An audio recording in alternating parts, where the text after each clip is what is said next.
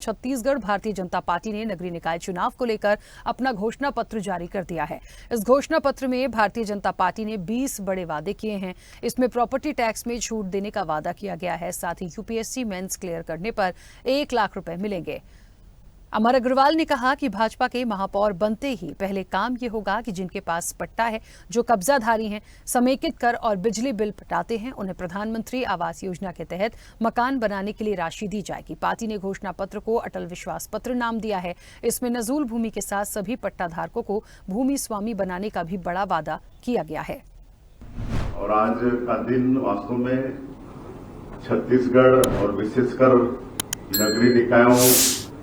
के भविष्य के विकास को तय करने का ये दिन है। नगरीय निकाय के चुनाव की दृष्टि से आने वाले समय में हमारी सरकार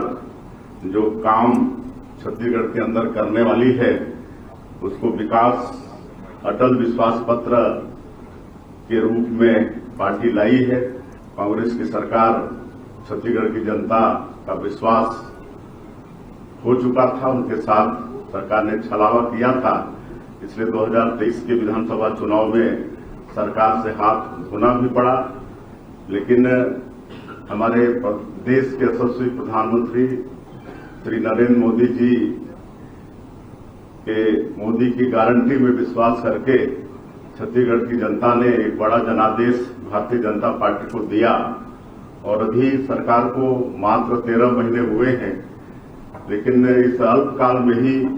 हमारी सरकार ने मोदी की गारंटी के अधिकांश वादों को पूरा करने का प्रयास किया है। चाहे वो प्रधानमंत्री आवास हो या किसानों के साथ किया गया वादा हो, प्रति एकड़ 21 क्विंटल धान की खरीदी, 3100 रुपया प्रति क्विंटल धान का कीमत देने की बात हो, 2 साल का बकाया बोनस 13 लाख किसानों का 3716 करोड़ रुपया वो भी एक मुश्त देने का काम हमारी सरकार ने किया। भारतीय जनता पार्टी पूरे नगर निगम चुनाव में विकास की दृष्टि से, सुशासन की दृष्टि से आज भारतीय जनता पार्टी का जो घोषणा पत्र है, जो कि अटल विश्वास पत्र, हमारे छत्तीसगढ़ का निर्माण पूर्व प्रधानमंत्री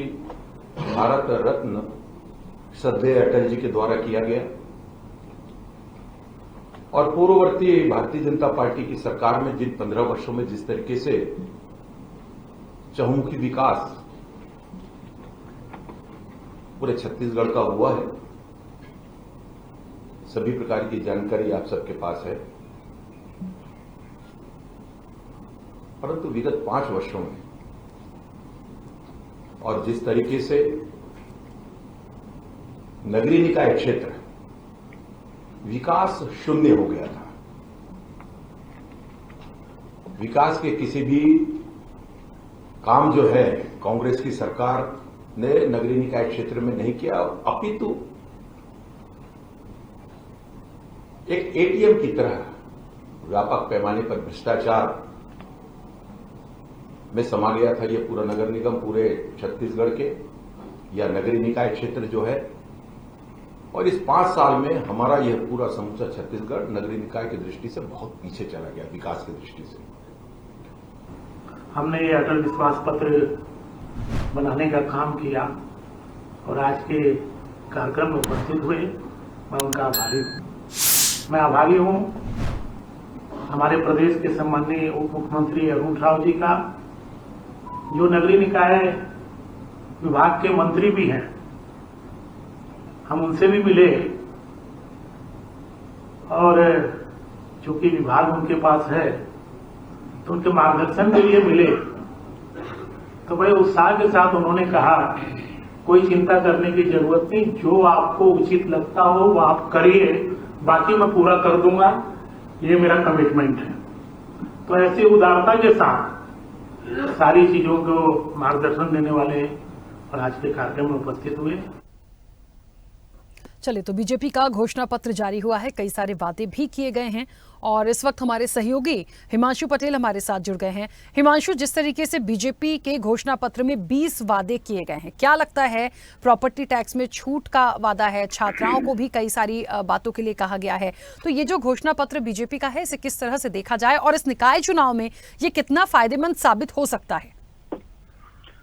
देखिए, जिस तरह से भारतीय जनता पार्टी जो आज घोषणा पत्र जारी की, जिसमें कहीं ना कहीं कई लोक लुभावन वायदे जो है किए हैं और घोषणा पत्र का नाम बदलकर उन्होंने पहले संकल्प पत्र किया है। और अटल संकल्प पत्र में जिस तरह से इस बार भी जैसे विधानसभा में महिलाओं को महतारी बंधन का जिस तरह से एक वायदा उन्होंने किया था और उसी कड़ी पर इस बार भी जो है महिलाओं के नाम पर जमीन पर जो है रजिस्ट्री पर 25% की छूट देने की वादा सरकार के द्वारा की गई है। और जिस तरह से महिलाओं के नाम पर दर्ज जो है संपत्ति की छूट के साथ साथ प्रत्येक माह की 7 तारीख तक पहली संपत्ति कर भुगतान करने पर 10% की छूट देने की बात कही है। वहीं जिस तरह से महिलाओं के लिए कई ऐसे व्यवस्थाओं जो है सैनिटरी पैड जो है सार्वजनिक जगहों पर खोलने के साथ साथ हम जो महिला